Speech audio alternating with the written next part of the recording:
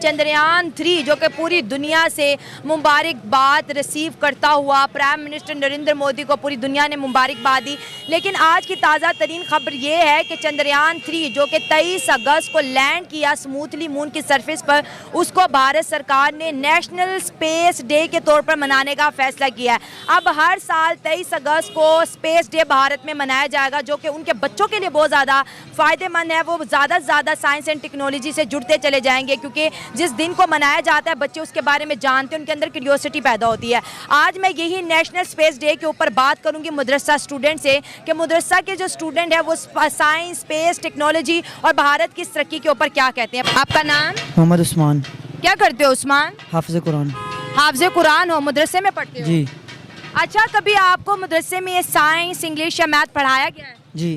क्या पढ़ाया गया? साइंस से रिलेटेड कुछ जानकारी है तो बताओ। मैथ पढ़ाते हैं, मैथ, इंग्लिश, उर्दू। साइंस नहीं पढ़ाते? नो। क्यों नहीं पढ़ाते साइंस? पता नहीं। आपको साइंस से रिलेटेड कुछ भी नहीं पता? नहीं। अच्छा, आपको ये पता है कि इंडिया ने अभी एक मून मिशन किया है, उनका एक त्यारा जिनका नाम उन्होंने चंद्रयान 3 रखा था, अब वो चांद पर पहुंच गया है। जी। पता है कि नहीं पता? हाँ या ना? उनका नहीं पता। आपको नहीं पता है? नहीं। अच्छा, इसके अलावा कभी किसी टेक्नोलॉजी का नहीं पता? नहीं। अच्छा बेटा, आप अगर मदरसे में पढ़ोगे, आज कंप्यूटर चलाना आता है? चलो ये बताओ। जी। क्या क्या काम कर लेते हो कंप्यूटर पे? उस पर ना वैसे लैपटॉप चलाता हूँ, लैपटॉप है पास। क्या करते हो लैपटॉप पे? बस तस्वीरें वगैरह बनाते हैं।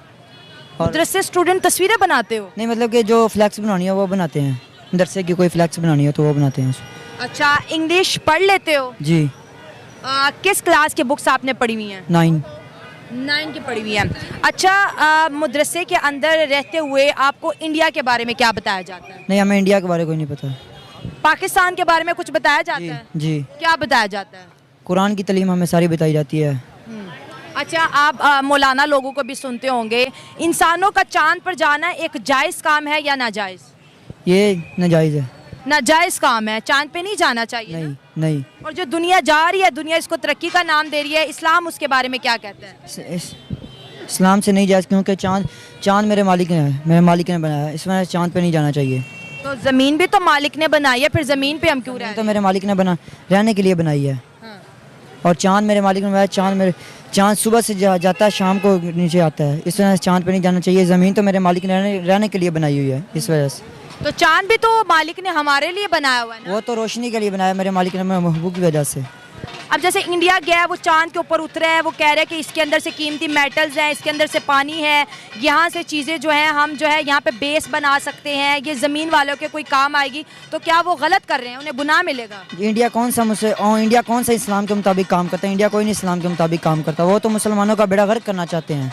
वो कैसे?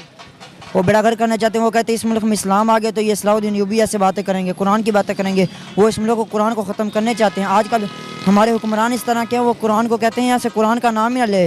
वो तो सिर्फ ये मुसलमान है जो कुरान कहते हैं, इस वजह से कुरान का नाम लिया जा रहा है, वरना वो तो कुरान को यहाँ से ख़त्म कर दें। अच्छा, इंडिया में आपको पता है कि मुसलमान रहते हैं या नहीं रहते? जी, रहते हैं। कितने रहते हैं, कोई आइडिया है? गालबन लाख से ऊपर ही हैं। लाख नहीं, पाकिस्तान की पूरी आबादी 22 करोड़ है और इंडिया के अंदर 27 करोड़ मुसलमान रहते हैं। अगर इंडिया इस्लाम ख़त्म करना चाहता तो इतने मुसलमान वहाँ पर कैसे होते? तो वो जब जो जाते हैं वो आते तो नहीं ना वापस। जो जा रहे हैं बस वही जा रहे हैं, आते तो नहीं ना वापस। कौन जा रहा है और कौन नहीं आ रहा? अवाम जा रही है। पाकिस्तान से लोग इंडिया जा रहे हैं? जी। नहीं, इंडिया के अंदर पार्टीशन जब हुई, जब मुल्क बने, वो आपको बताया मदरसे में कभी पढ़ाया है कि इंडिया पाकिस्तान कैसे बने? वो हमें कुरान के बारे में बताते हैं सर। अच्छा, कुरान ज़मीन के बारे में क्या कहता है? ज़मीन फ्लैट है या गोल है? ज़मीन गोल है, फ्लैट भी है। फ्लैट है कि गोल है? एक चीज़ बताओ। फ्लैट। ज़मीन फ्लैट है। अगर ज़मीन फ्लैट है तो इसका मतलब है कोई चीज़ हरकत नहीं कर रही ना? नहीं। अच्छा, चलो ये बताओ, जो लोग साइंस पे जाते हैं, कायनात को ढूंढने की कोशिश करते हैं, इस कायनात के क्या राज है उसको जानने की कोशिश करते हैं। तो मेरा मालिक जानता ना इसके, किसी के दिलों का राज कोई और तो नहीं ना जानता, वो तो मेरा मालिक जानता है और उसका महबूब जानता है। तो इंसान को साइंस नहीं पढ़ना चाहिए? पढ़नी चाहिए, ये तो काम है, पढ़नी चाहिए। साइंस भी पढ़नी चाहिए। तो साइंस पढ़ा तो मून पे गया ना? जो भी पाकिस्तान के बारे अच्छा काम करता है उसको ये फांसी लगवा देते हैं।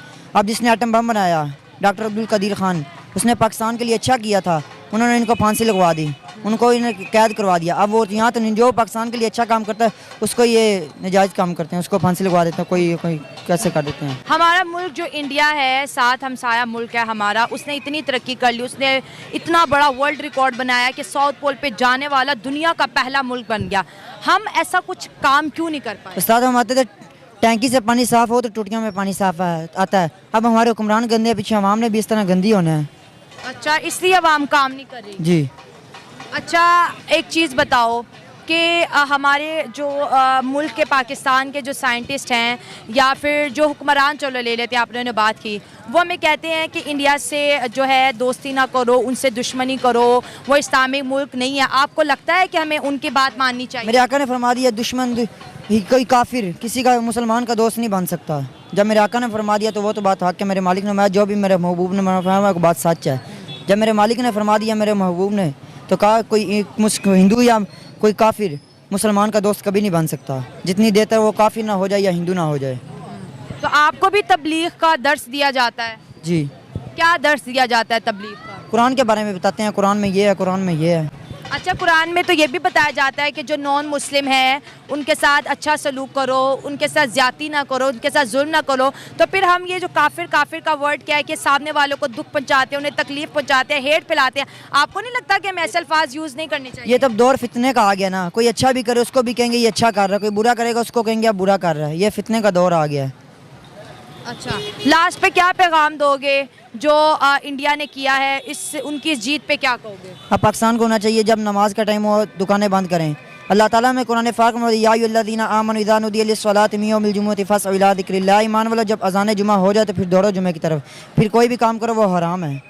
जब नमाज का टाइम हो जाए फिर चलो मस्जिदों में। अच्छा, बच्चों से मैंने इंडिया और साइंस के रिलेटेड पूछा, लेकिन उन्होंने कहा है कि चांद पे जाना हराम है, क्योंकि कारी साहब कहते हैं कि चांद पे नहीं जाना चाहिए। अल्लाह की बनाई हुई चीज़ों में जो है इंसान को जो है रद्दोबदल नहीं करना चाहिए।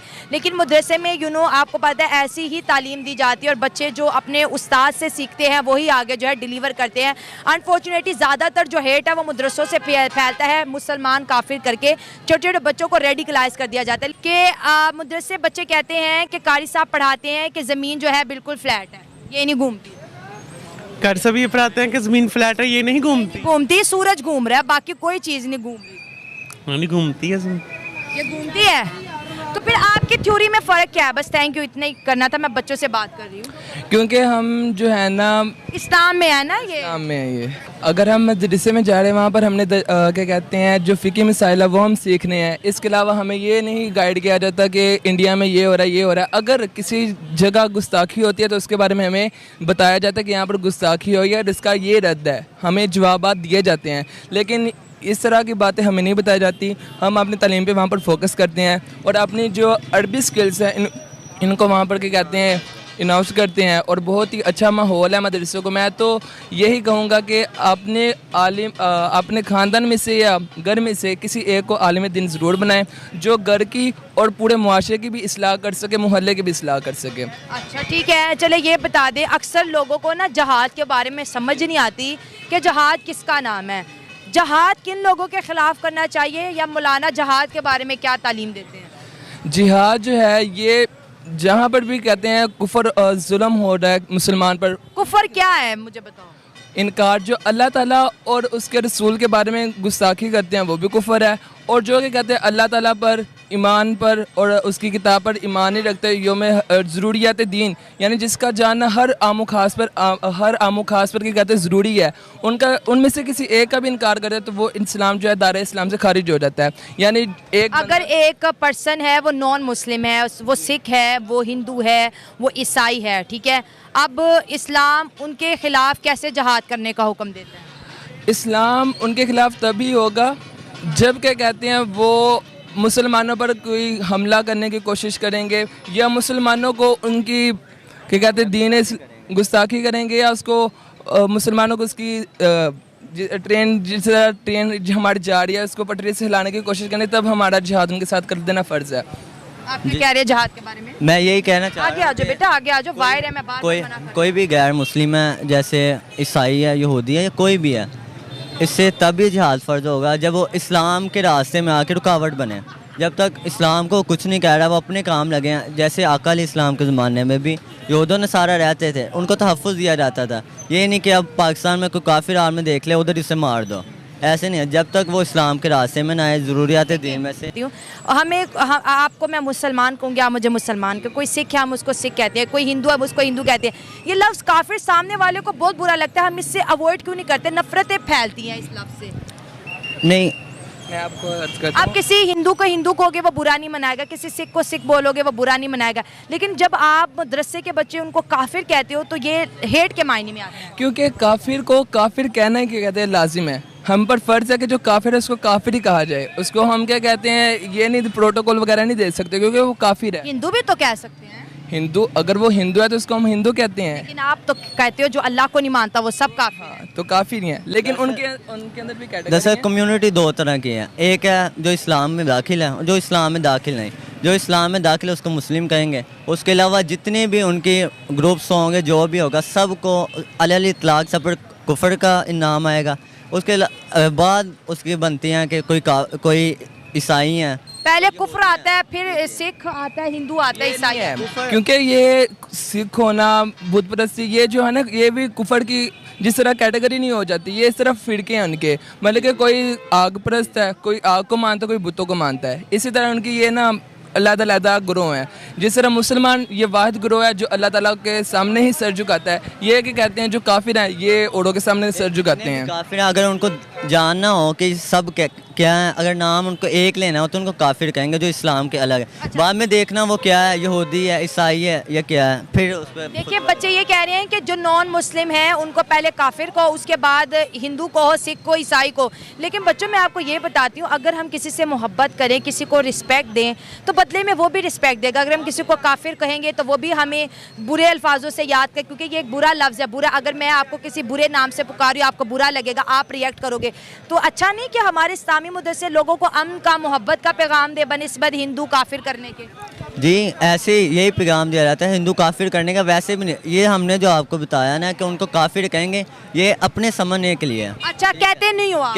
कहते यही है, जो उनका फिरका है कि ये वो कहते हैं कि हम यहूदी हैं, तो उनको यहूदियों से जाना जाता है। ठीक है, आपको बताया कि दो टर्म है, एक मुस्लिम है, एक नॉन मुस्लिम को काफिर कहते हैं। जैसे नॉन मुस्लिम कहते हैं, इसी तरह। लेकिन आप मुंह पे नहीं बोलोगे उन्हें। नहीं, मुंह पे क्यों बोले?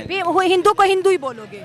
जाहिरी बात है, जब हिंदू है ही काफिर, पता है हमें काफिर है तो हिंदू ही है।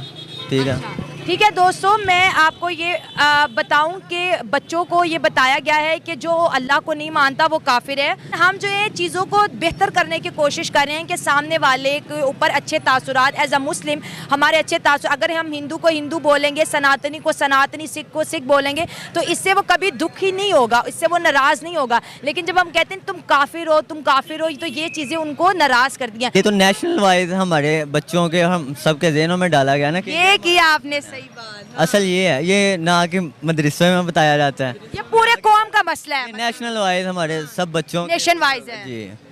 देखिए आखिर बच्चे एग्री कर गए हैं कि बच्चे बड़े मासूम होते हैं। मैंने उनको फैक्ट्स बताए, उन्होंने कहा हाँ ये आप सही कह रहे हो, ये तो हमारे पूरे एक मुल्क में एक मसला है कि हम नफरतें फैलाते हैं। लेकिन आखिरी सवाल ये बताओ, आप इंडिया को अपना दोस्त मानते हो या दुश्मन? हम जो जितनी भी कम्युनिटीज़ है ना, वैसे तो जाहिर बात है कि इंडिया पाकिस्तान का दुश्मन है। ठीक है, कैसे दुश्मन है? दुश्मन ये है कि हमारे खिलाफ इनकी काफ़ी जंगें हो चुकी हैं। ठीक है, लेकिन जंगें तो हमने लड़ी हैं, उन्होंने तो नहीं लड़ी। वो ही हम पे शुरू से वो जुल्म करता रहा ना, इसी वजह से इंडिया। क्या जुल्म किया? देखो जुल्म तो हमने किया, उनकी जो है मुल्क को जो है हमने पाकिस्तान बना दिया, फिर हमने बांग्लादेश बना दिया, तो ये भारत के तो टुकड़े हमने किए हैं, उन्होंने कैसे जुल्म किया? हम पर जुल्म कर रहे थे तो हमने अपनी जान बचाने के लिए अपना अलग मुल्क बनाया। अगर देखो वह अगर मुसलमानों पर भारत जुल्म करता तो वहाँ पे 27 करोड़ मुसलमान और 4.5 लाख मस्जिदें कैसे हो? तो उन पर भी जुल्म हो रहा है। आए दिन आप नहीं देखते सोशल मीडिया पे कोई मस्जिद जल रही है, किसी कॉलेज में हिजाब पर पाबंदी लग रही है, ये इस्लाम के खिलाफ ही सारा कुछ कर रहे हैं।